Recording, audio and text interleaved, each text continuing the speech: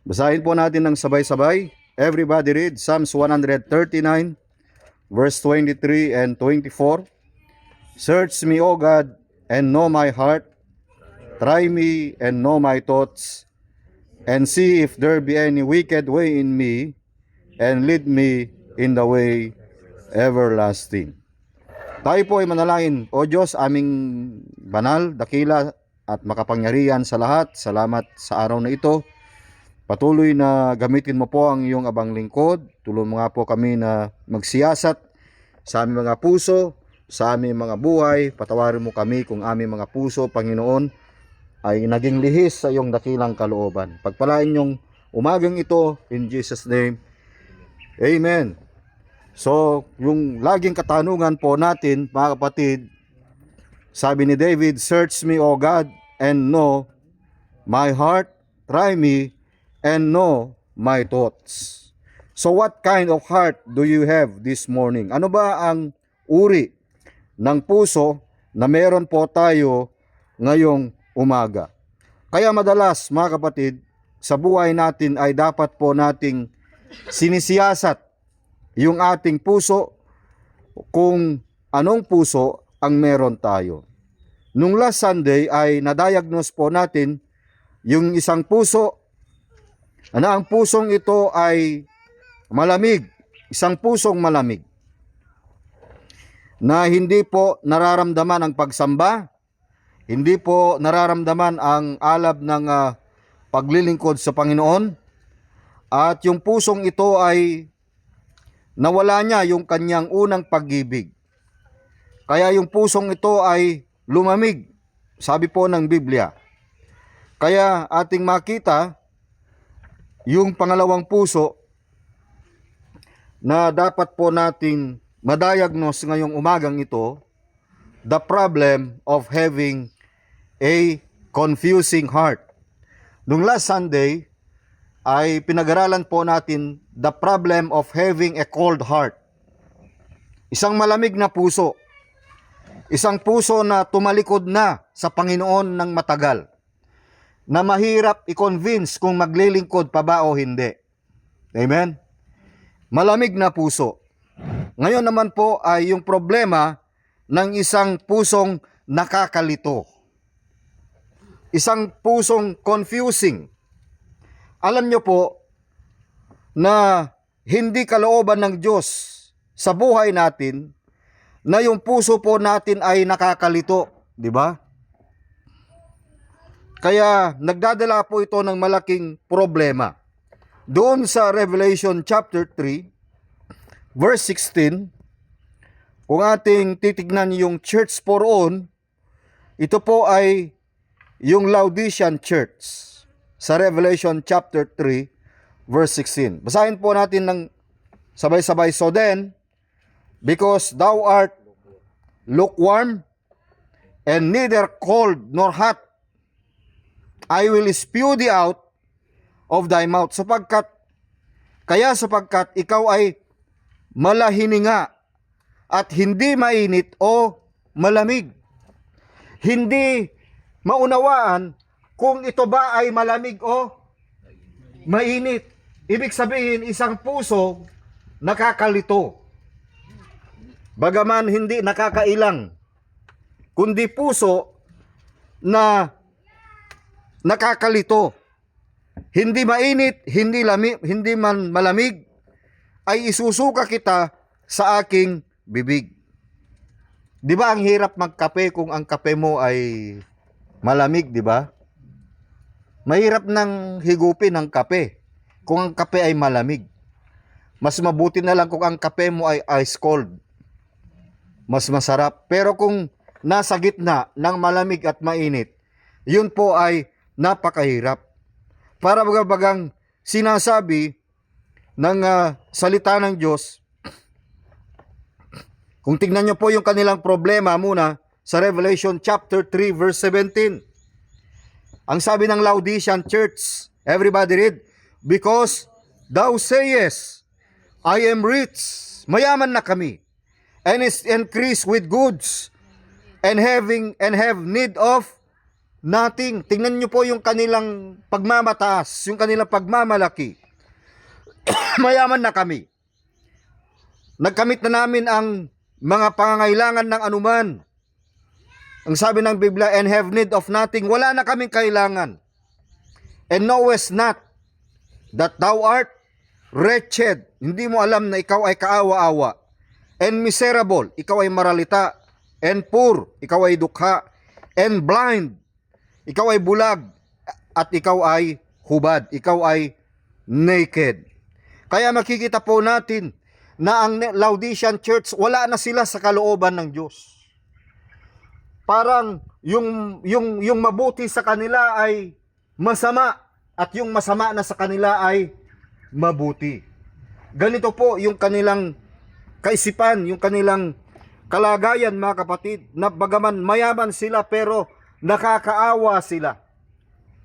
Dahil ang akala nilang tunay na kayamanan ay yung mga material na bagay na meron sa kanila, na nagpapasaya sa kanila sa mundong ito na ibabaw. Akala kasi natin yung mga material na bagay, hindi masama na magkaroon tayo ng mga material na bagay. Pero ang masama kung nakalimutan mo na yung nagbigay ng blessing. Yun ang masama, mga kapatid. Kaya itong Laodicean church ay talagang sinasabi na nila, wala na kaming kailangan. Para bagang sinasabi na nila, dahil sa kayamanan na meron sa kanila, ay hindi na nila kailangan ang Diyos. Kaya yung kanilang puso ay napaka-confusing. Yung kanilang puso ay nakakalito. Ano ka ba talaga? Mainit ba o malamig?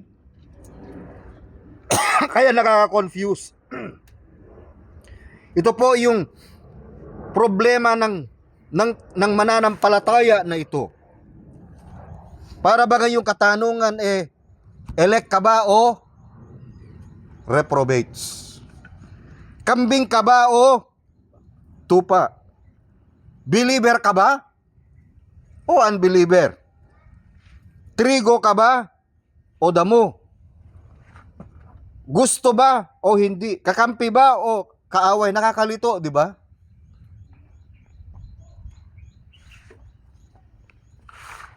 Kaya minsan ang buhay po ay ganito. So dito makikita po natin, bago nakalabas ang Israel sa Egypt, may ginawa muna ang Diyos sa kanila. Ang ginawa ng Diyos ay nagpahayag ng kapangyarihan para ipakita sa kanila na yung Diyos na naglabas sa kanila sa Ehipto ay tunay na Diyos na nagpalaya sa kanila mula sa kanilang pagkaalipin. Kaya ating makita yung isang napakagandang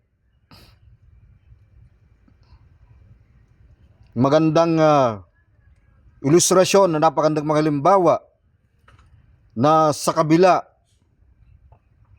ng mga pagkakamali na ginawa nila, bagaman hindi sila tapat, ay ang Diyos ay laging tapat sa kanila, di ba? Di ba ganun yung buhay natin? Hindi man tayo tapat, pero makikita natin yung katapatan ng Diyos sa buhay po natin araw-araw. Kung tingnan natin ulit yung Revelation chapter 3, verse 18, ang sabi nila, I counsel thee to buy of me gold in the fire. Ipinapayo ko sa iyo na ikaw ay bumili sa akin ng ginto, dinalisay ng apoy.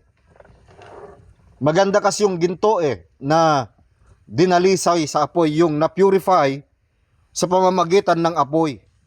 Sabagkat kung ang ginto ay dinalisay sa apoy, ibig sabihin, yung gunto na yan ay puro.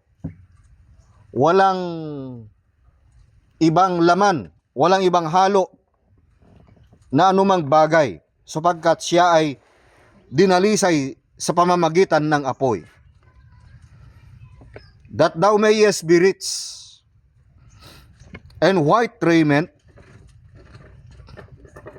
that thou mayest be clothed, and that the shame of thy nakedness do not appear, and anoint thine eyes with eye salve, that thou mayest see. Ipinapayo ko sa iyo na ikaw ay bumili sa aking gintong dinalisay ng apoy, upang ikaw ay yumaman at ng mapuputing damit, upang iyong maisuot, at upang huwag mahayag ang iyong kahiyahiyang kahubaran ng pangpahid sa mata na ipinahid sa iyong mga mata, upang ikaw ay makakita. So makita natin yung kanilang kalagayan. Mga kapatid, verse 19, as many as I love, I rebuke and chasten. Ang Panginoon daw, kung iniibig tayo ng Panginoon, tayo ay sinasaway. At tayo ay pinaparusahan. Pakiano na lang po yung ibang ano doon. Pakiano po. I rebuke and chasten. Be zealous therefore and repent. Tingnan nyo po yung Revelation 3:20. Di ba ginagamit ito sa soul winning? Anong sabi ng Revelation 3:20? Everybody read. Behold, I stand at the door and knock. If any man hear my voice and open the door, and I will come into him and will sup with him and he with me. Ito po ay isinulat para sa mga taga-Laodicean church. Yung kanilang pagbabalik loob because of their confusing heart.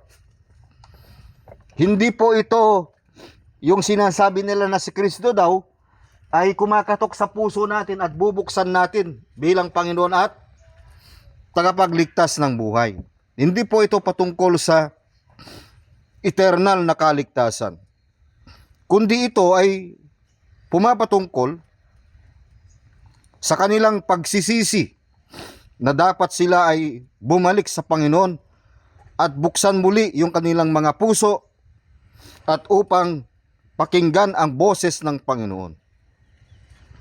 Kaya ganun din sa buhay po natin. Kung confusing tayo sa mga bagay, dapat ituon po natin yung ating sarili sa salita ng Diyos. Bakit? Sapagkat ang salita ng Diyos, sabi ng 1 Kings chapter 8 verse 56, 1 Kings chapter 8 verse 56, sabi po ng Bible, everybody read, blessed be the Lord that had given rest unto his people Israel according to all that he promised. There hath not failed one word of all his good promise which he promised by the hand of Moses his servant. Yung isang walang nakulang na isang salita sa lahat niyang mabuting pangako na kaniyang ipinangako sa pamamagitan ni Moses na kaniyang lingkod. Kaya ang salita ng Diyos ay katotohanan sa buhay po natin. Ang salita ng Diyos ay hindi po kabiguan. Yung makapaglikod tayo sa Diyos ay hindi po kabiguan, mga kapatid. Yan ay isang kalakasan po natin sa bawat linggo na tayo po ay nakikinig ng salita ng Diyos. Alam natin yung mga panahon na hindi tayo nakakarinig ng salita ng Diyos. Ang iba sa atin hindi po nakakapag-attend ng midweek prayer meeting sapagkat hindi lahat ay mayroon pong internet. Kaya minsan sa buhay po natin, asahan natin na hindi tayo gaanong lumalago sapagkat once a week lang po tayo kumakain ng salita ng Diyos. Dapat nawa po yan ay daily para mapalakas tayo araw-araw. Sinong kumakain dito once a week? Kaya ba? Ako nga, hindi nga ako kumain ng isang linggo. Nangayayat ako ng todo. Yung size 36 naging size 32. Kalain mo yun? Ikaw kaya ay lalakas sa spiritual na nakaharian kung nakalagayan kung ikaw ay kakain once a week ng salita ng Diyos? Sige nga. Expect mo ba sa physical na kalagayan, kung ikaw ay kakain once a week, iisipin mo ba tataba ka kung once a week ka lang kakain sa physical na kalagayan? Sagutin nyo ako. Hindi. Anong tawag sa'yo? Magiging malnourished. Kaya minsan, kapag pagdating ng preaching, madali ka lang masaktan. Madali kang matisod. Madali kang marapture. At higit sa lahat, madali kang mawala. Kaya minsan ganun po yung puso ng isang tao na ang pusong nakakalito.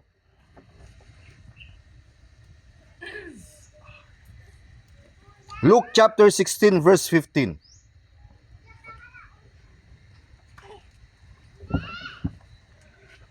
Luke 16:15. Okay. Saan na ba tayo?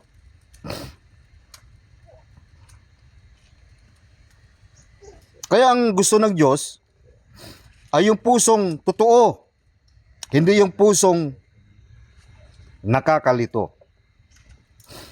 Kapag ang isang bagay ay nakakalito, yung puso mo ay nalilito, wala pong patutunguhan po yun. Di mo alam kung left or right.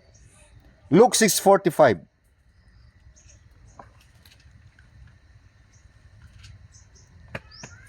Luke chapter 6:45.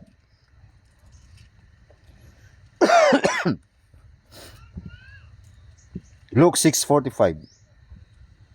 Everybody read. A good man out of a good treasure of his heart, bringing forth that which is good, and an evil man out of the evil treasure of his heart, bringing forth that which is evil, for of the abundance of the heart his mouth speaketh.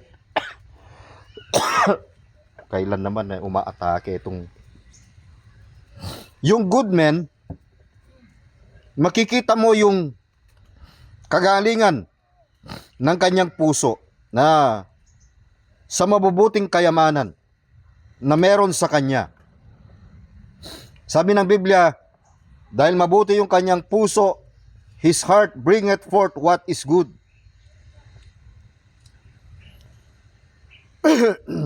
Yung evil naman, the evil man, out of that evil treasure of his heart, bringeth forth that which is evil, for of the abundance of the heart his mouth speaketh. So makikita po natin dito yung kaibahan ng mabuting puso at yung kaibahan ng isang masamang puso. Kaya makikita po natin saan ba naroon yung ating puso. Kaya sabi ng Panginoon kay Moses, sabi ni Moses sa Exodus chapter 32 verse 26, tinatanong niya ang Israel sa Exodus chapter 32 verse 26.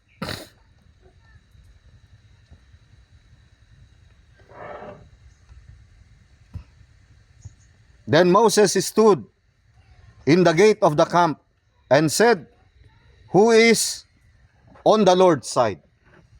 Let him come unto me. And all the sons of the Levi gathered themselves together unto him.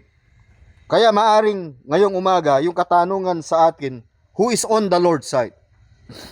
Sino ba ang nasa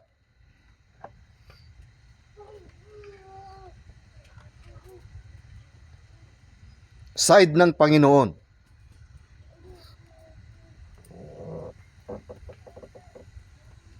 Kaya makikita po natin, maaring ito po yung katanungan po sa atin, na dapat yung puso na yan ay maisaayos sa buhay po natin. Yung puso natin.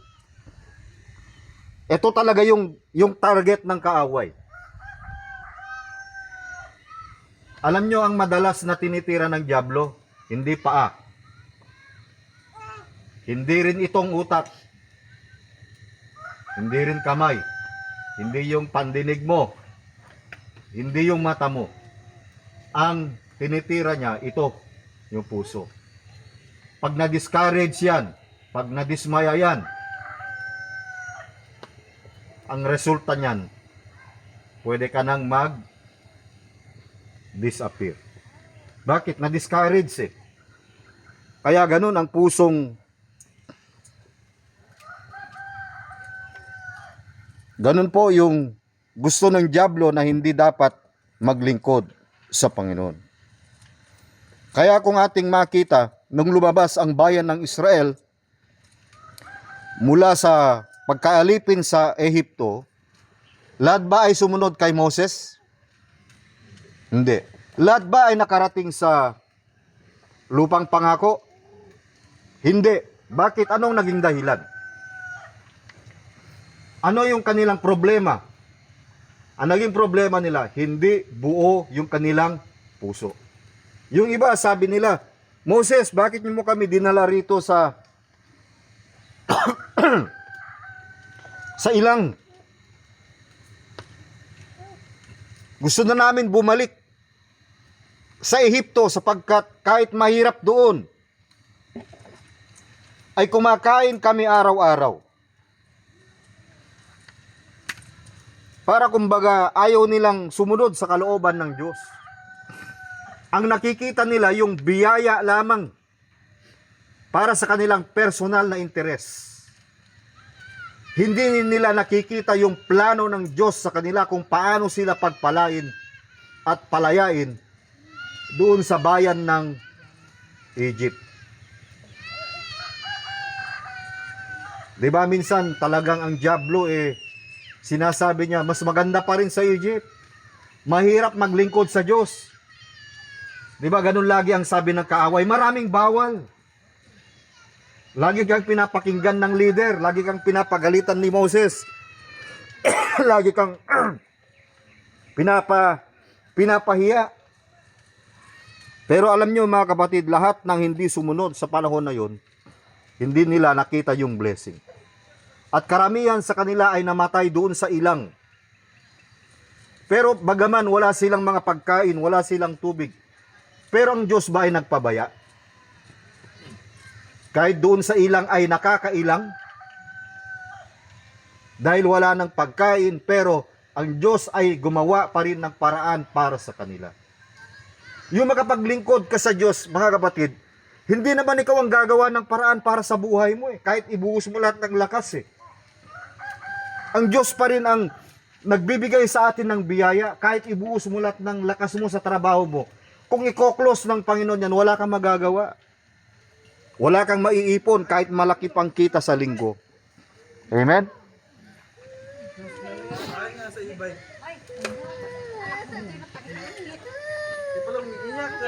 Kaya mahalaga mga kapatid, naingatan po natin yung puso natin.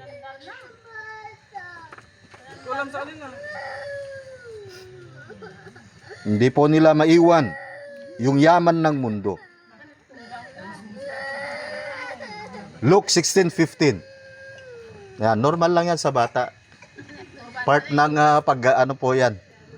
paggalago. Luke 16:15. Tingnan niyo po ito. Everybody read Luke 16:15. And he said unto them, Ye are they which justify yourselves before men, but God knoweth your hearts. For that which is highly esteemed among men is abomination in the sight of God. Alam nyo, yung trabaho mo, pwedeng maging kasuklam-suklam yan sa Diyos. Kung yan ang magiging priority natin. Bakit? Sinabi ng Panginoon yan Maari yung asawa mo, maari yung anak mo, maari yung mga bagay na meron sa'yo.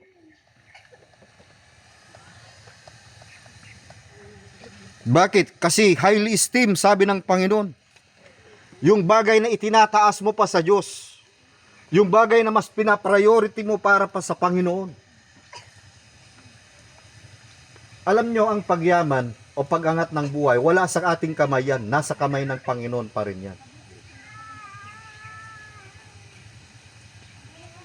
Akalain mo itong bayan ng Israel, ayaw ng Diyos hanggang Egypt lang sila. Gusto nila doon sa land of honey. Doon sa lugar na maraming ginto, maraming pilak, maraming mga puno, may mga puno na doon, may mga balon na doon na para sa kanila. Pero kailangan lang nilang dumaan sa mga matinding subok ng kanilang buhay. Hindi po madali na makarating sa promised land.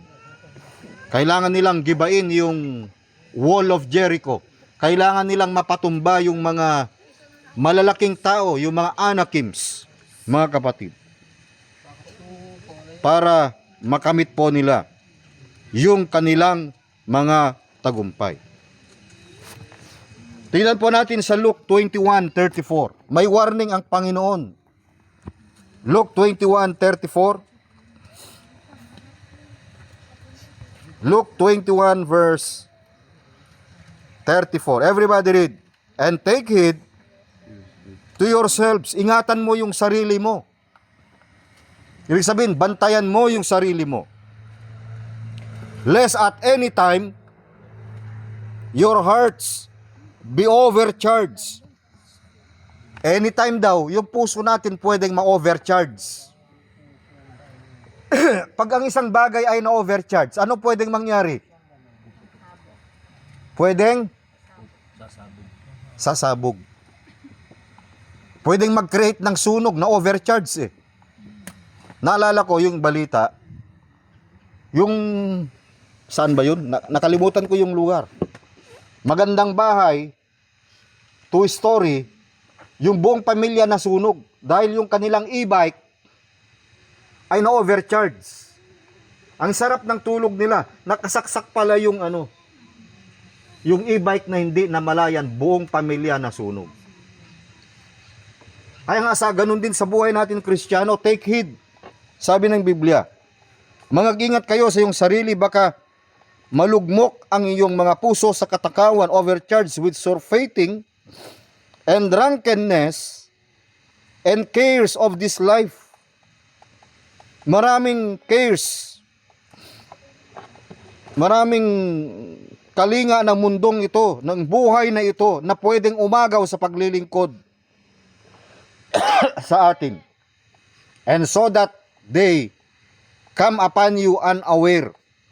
At dumating na bigla sa inyo ang araw na yaon na gaya ng silo. Unaware ka pala, yun na pala, akala mo blessing, yun pala ay silo na. Parang sinasabi mo ganito, hindi mo na ako pupunta sa church. Bakit? Kasi maintindihan na ng Panginoon yun. Di ba ganun kadalas yung sinasabi natin? Tama? Tama? Maintindihan na ako ng Panginoon. Problema, sarili mo lang ang inintindi mo. Hindi mo iniintindi ang Panginoon. Baliktarin mo naman ng konti. Oo, mamaya. Wala pa merienda. Ikaw talaga. Kaya, parang pain. Kasi ang kaway, maraming pain po yan. Nawa, makita po natin, yung pusong, nakita natin yung pusong malamig sa Panginoon. Pangatlo na makita natin, yung una, the problem of a cold heart. Number 2, the problem of a confusing heart. Number 3, the problem of having a callous heart. Sino po kinalyo ang kamay rito? Dahil sa pagbubungkal. Dahil sa pagtatrabaho. Yung kalyo na kamay, kahit mainit, hindi niya na mararamdaman yung init kahit humawak pa ng bagayan kasi kalyo na eh. Na-immune. Kaya minsan, yung puso natin, ganito yung stage. Lumamig muna, and then na-confuse, And then ang third stage niyan, nagkalus na siya. Tumigas yung puso. Ibig sabihin, yung sinasabi sa kanya, hindi niya na pinapakinggan at hindi niya na inuunawa. Bakit? Nagiging kalus na po, nagkalyo na po yung kanyang puso. Ganun po mga kapatid yung stage. Ito ay naging problema ng panahon ni Hosea sa Hosea chapter 10 verse 12. Hosea chapter 10 verse 12.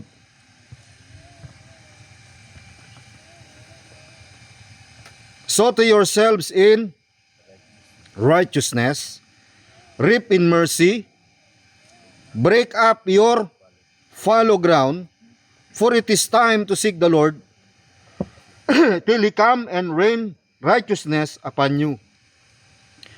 Maghasik kayo sa inyong sarili sa katuwiran, magsigapas kayo ayon sa kaawaan, bungkalin ninyo ang inyong pinabayaang bukiran. Ibig sabihin ng salitang kalus ay kung baga sa lupa, hindi mo na siya pwedeng mataniman sapagkat yung lupa ay naging tigang. Kailangan mong mag-antay ng ulan para makapagtanim. Sapagkat sayang lang yung mga butil na pwedeng itanim kung ang lupa ay tigang na. Ganon din sa buhay ng Kristiyano, kung ang ating puso ay tigang, kung ang ating puso ay kalus na, kahit anong ganda ng butil ng salita ng Diyos na siyang maipapangaral sa buhay natin, hindi na po yan tutubo. Bakit? Sapagkat nagiging kalyo na yung ating mga puso. Kaya mahirap po yung kapag ang puso natin ay naging kalyo. Kailangan na pong bungkalin uli po yan. Sabi po ng Biblia, break up your fallow ground. Bungkalin ninyo ang inyong pinabayaang bukiran sapagkat panahon na hanapin ang Panginoon hanggang sa siya'y dumating at magdala ng katuwiran sa inyo. Alam kong ang iba ay hindi tapat sa paglilingkod. Marami nang tumalikod sa Panginoon. Ipinagpalit yung tama sa mali. Ganito po yung nangyari. Hosea chapter 10 verse 13. Everybody read, ye have plowed wickedness. Ano daw yung kanilang inaararo, yung kanilang binubungkal? Imbes na magandang binhi, hindi na magandang binhi. They have plowed wickedness, ye have reaped iniquity. Kung magtanim ka ng masama, magbungkal ka ng masama, aani ka ng masama, ye have eaten the fruit of lies. Kinakain ninyo ang bunga ng kabulaanan, ng kasinungalingan. Because thou didst trust in thy way, in the multitude of thy mighty men. Nanampalataya sila, nagtiwala sila sa kanilang sariling mga landas. Mahirap magtiwala sa sarili. Kaya nga sabi ng Panginoon sa Proverbs 3:5 trust in the Lord with all thine heart, and lean not unto thine own understanding, in all thy ways acknowledge Him, and He shall direct thy paths. So wag ko natin hayaan na yung ating puso ay magiging kalyo. Meron akong kinakausap dito na kapatiran. O Brad, kailan ka babalik? Walang imik. Pumunta rito, umalis. Nung na-disgrasya, o Brad, baka naman yung pangyayari sa'yo ay tapik na ng Panginoon. Wala pa rin.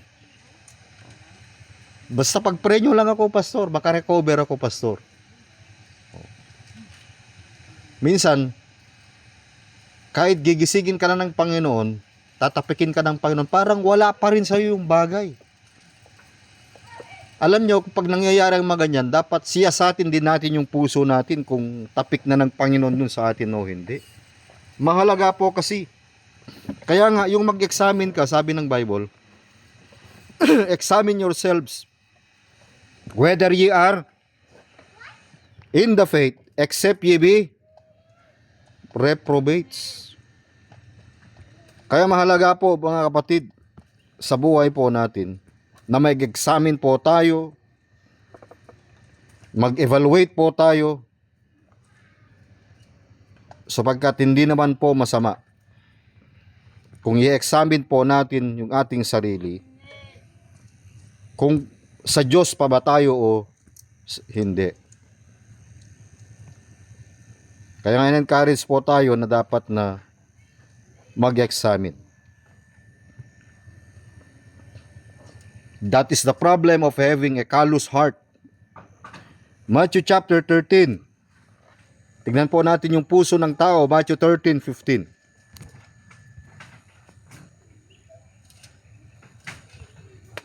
Matthew chapter 13 verse 15.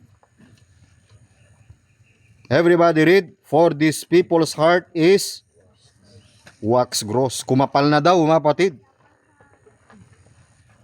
Akala ko mukha lang ang kumakapal. Pati pala yung puso ng tao, kalus.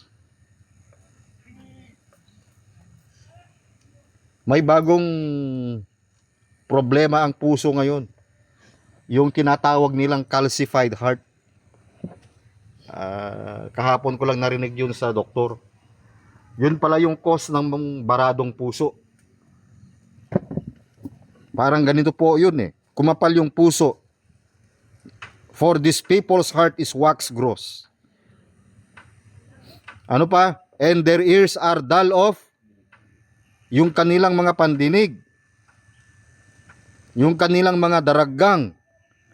Are dull of hearing. Mapurol yung kanilang pandinig. Nakakita ka ng kausap mo naka-loudspeaker, kahit itutok mo na sa tenga wala pa rin. Mapurol na daw yung pandinig.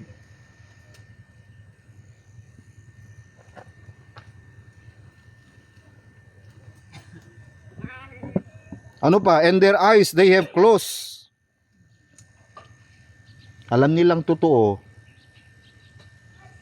Pero yung kanilang mga mata nililihis na lang sa mali.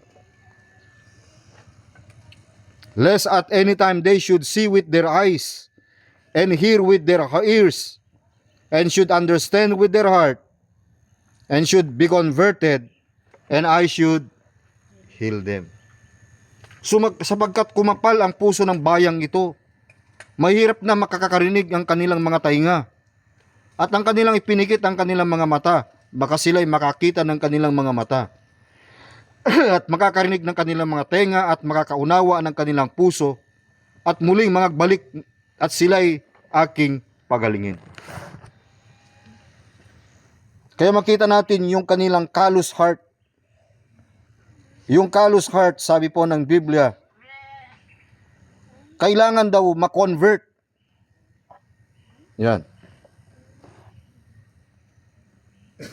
Sapagkat yung pusong kinalyo ay mahirap kausapin.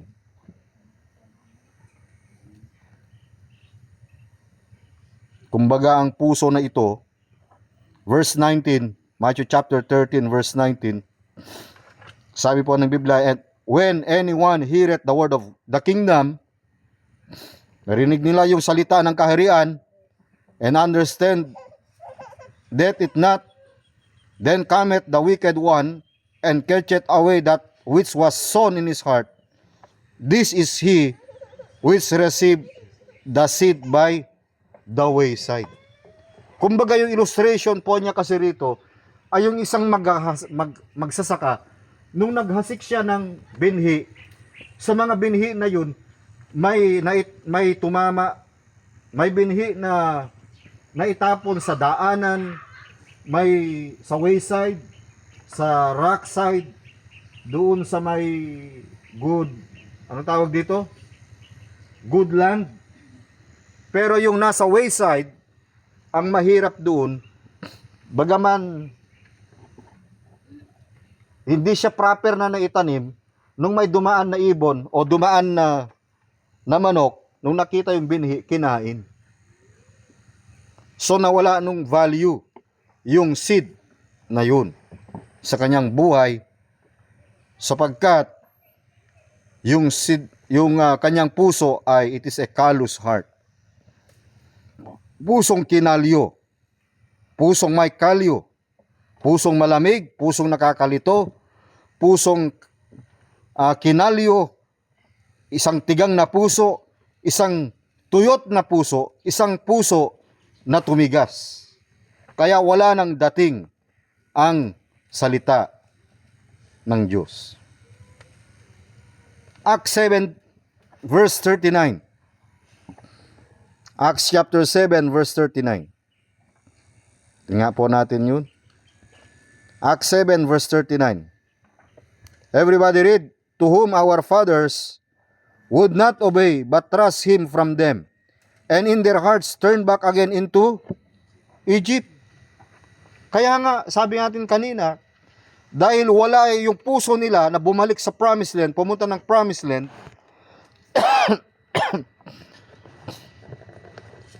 gusto nilang bumalik sa Egypt na maging alipin. Pero hindi yun ang plano ng Diyos sa kanila, mga kapatid. Tayo, hindi na tayo dapat bumalik sa Egypt sa lugar ng pagkaalipin. Pinalaya na tayo ng Panginoon. Dapat nag-enjoy na tayo ng blessing ng Panginoon.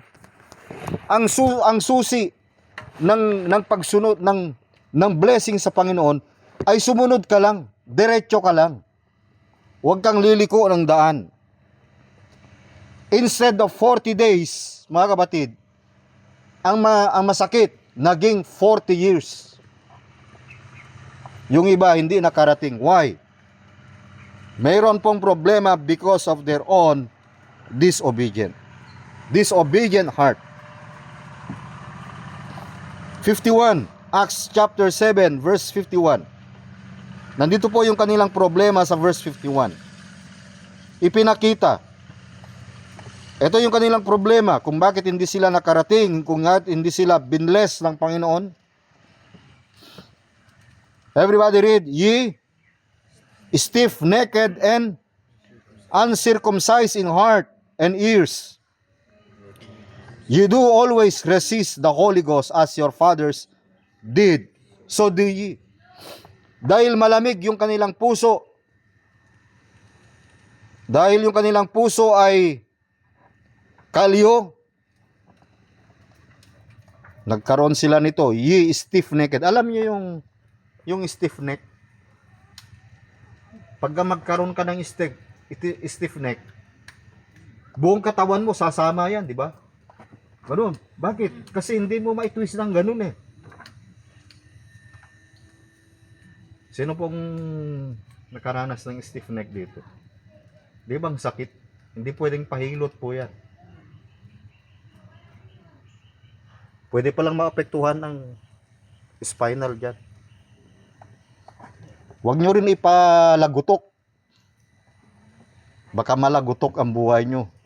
Mahirap, hayaan mo siya.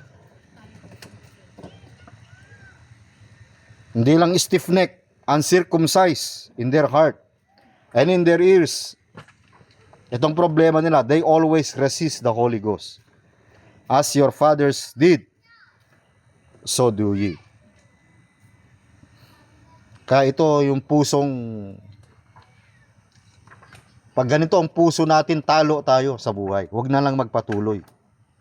Kasi mahirap, sayang yung mga panahon. Sayang yung oras. Yung mga taong ito, matitigas ang kanilang ulo, hindi tuli ang kanilang mga puso, lagi nilang sinasalangsang ang Espiritu Santo. Kaya kahit anong ganda ng aral, anong ganda ng preaching, hindi po nakakapag-penetrate ang salita ng Diyos. Yung binhi ng salita ng Diyos, hindi na po nakakapag-penetrate sa kanila. Kaya minsan, sa buhay po natin, yung iba sa atin, nakikinig na ng salita ng Diyos pero wala na sa sarili. O tingnan nyo, baka wala na kayo sa sarili. Baka lumilipad yung utak po natin. Ito pa ang masakit. Matthew 15 verse 8. Ito ay larawan, pagpapakita ng isang pusong matigas. Matthew 15 verse 8. Matthew 15 verse 8. Everybody read. These people draweth nigh unto me with their mouth, and honoreth me with their lips, but their heart is far from me.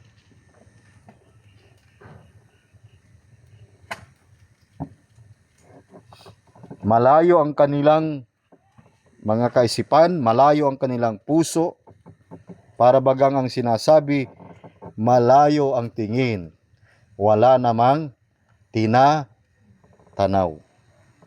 Nung una, nako-convict pa. Nung una, naaaray pa eh. Ngayon, na-immune na, nakalyo na. Kaya, paano ba tumitigas ang puso ng tao? Hebrews chapter 3 verse 7 to 9 to 19. Ang haba nito. Hebrews chapter 3.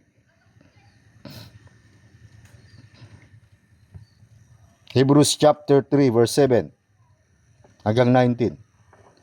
Wherefore, as the Holy Ghost saith, today if ye will hear his voice, harden not your hearts as in the provocation, in the day of temptation in the wilderness, when your fathers tempted me, proved me, and saw my works 40 years. Akalain mo, umiikot sila 40 years in the wilderness. Wherefore I was grieved with that generation. Nagalit ako sa lahing yun, sabi ng Panginoon, sa henerasyon na yun. They do always err in their heart. Lagi silang nagkakamali sa kanilang mga puso. And they have not known my ways. Hindi nila nakilala ang aking mga daan. So I swear in my wrath, they shall not enter into my rest. Take heed, brethren, lest there be any of you an evil heart of unbelief in the departing from the living God. Alam nyo, ang isang mananampalataya, ang isang believer, hindi lang siya 1/4 na believer. Hindi lang kalahati lang. Ang dapat niyang sampalatayanan ay yung buo na salita ng Diyos.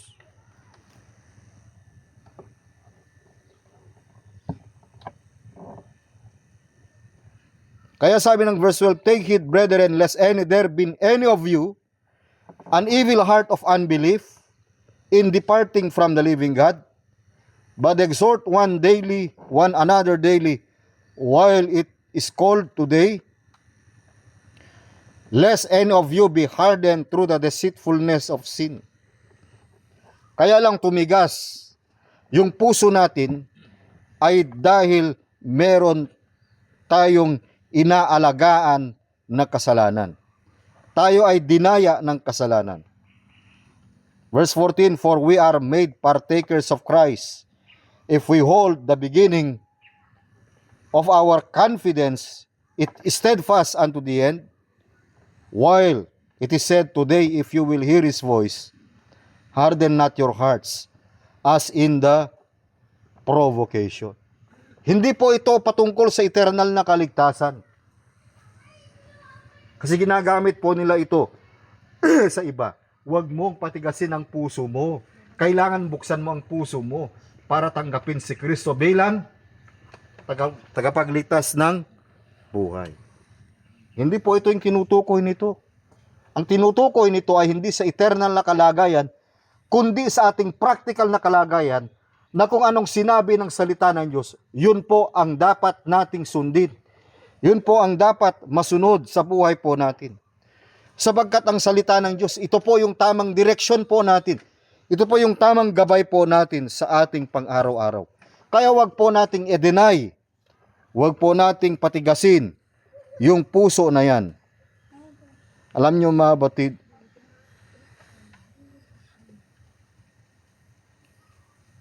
kaya makikita natin yung puso nila laging mali, pero laging itinutuwid ng salita ng Diyos yung kanilang puso. Kahit nga si Moses, na leader nila, hindi nakarating ng promised land. Hanggang wilderness nila, hanggang pintuan lang. Bakit? Pati yung leader nag-disobey. Pero niniwala ako, yung ministry ni Moses hanggang lang doon sa pintuan. At ang humalili sa kanila ay sinong humalili kay Moses? Si Joshua. Pero hindi pa rin natapos ang laban. Kailangan nilang magpatagumpayan yung mga bagay sa kanilang mga buhay. Sa buhay natin, maraming mga sagabal na dapat nating pagtagumpayan. Maraming mga bagay na dapat nating labanan, mga kapatid, para magtagumpay tayo. Hindi tayo ganito lang. Kailangan mo rin mag-level up sa ating araw-araw. Huwag nating masyadong itali yung ating mga sarili sa mga material na bagay, sapagkat minsan yan ang nagiging dahilan kung bakit hindi tayo pinagpapala sa pamamagitan ng salita ng Diyos. Mark chapter 8 verse 17. Mark chapter 8 verse 17. Anong sabi? And when Jesus knew it, he saith unto them, why reason ye? Alam nila si Kristo ay tagapagligtas. Alam nila siya yung Panginoon na nagkatawang tao. Pero hindi tanggap ng kanilang puso, ng kanilang kaisipan, ng kanilang mga budhi yung kanyang kalagayan bilang isang Diyos. Kaya sabi ng Panginoon, why reason ye? Because ye have no bread? Perceive ye not yet? Neither understand? Have ye your heart be hardened? Hindi baga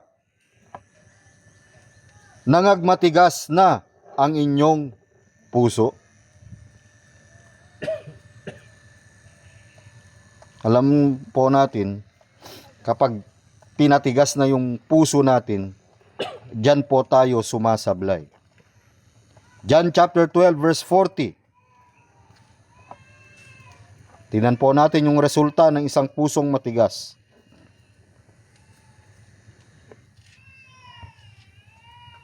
Di ba kinonvert na ng Panginoon yung puso natin? Ano ba ang kalagayan ng puso ng tao? John 12:40. Di ba ang puso natin ay converted heart? Pwedeng manlamig, di ba? Cold heart. Pwedeng ma-confuse.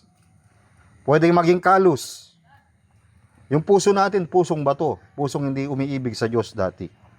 Pero bumalik uli siya sa kanyang kalagayan. Saan na yun? John 12, verse 40. Everybody read. He had blinded their eyes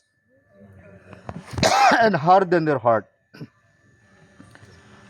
that they should not see with their eyes, nor understand with their heart, and be converted, and I should heal them. Ang conversion, araw-araw po yan. Ang conversion ay hanggang sa mamatay po tayo yan, mga kapatid, ang conversion.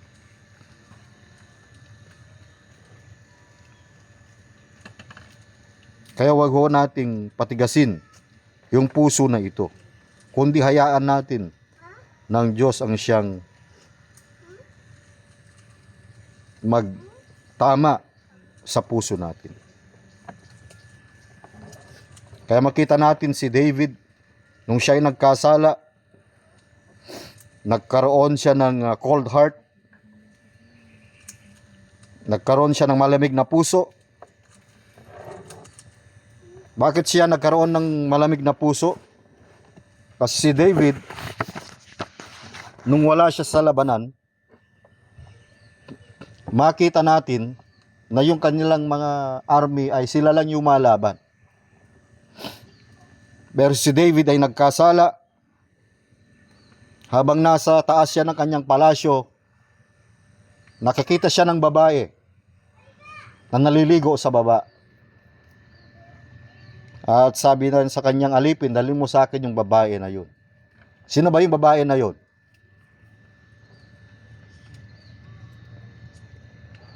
Ano pangalan? Bathsheba ba? At pinapatay ni David yung asawa ni Bathsheba. Alam nyo, lumamig yung puso niya sa Panginoon. Nagkaroon siya ng confusing heart. Nagkaroon siya ng callous heart.